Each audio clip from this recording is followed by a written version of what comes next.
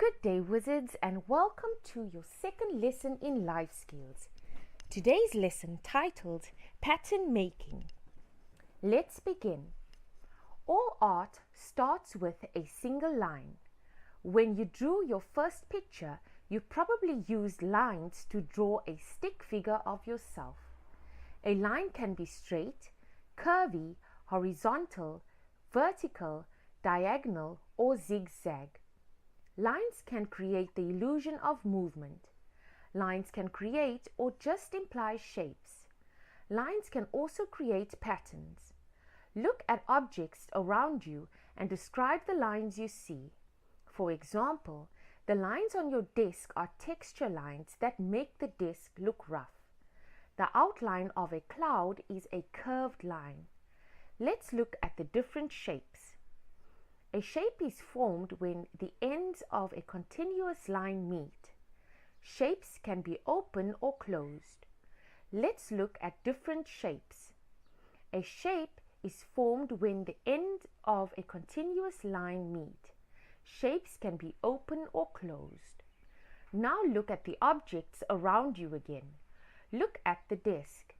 The outlines of the desk meet and the entire shape of the desk is formed.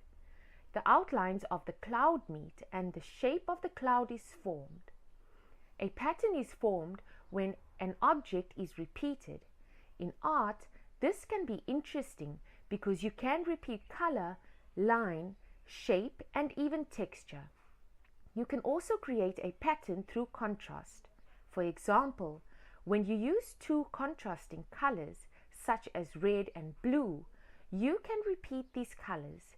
You can also use contrasting shapes like a square and a circle and repeat these shapes.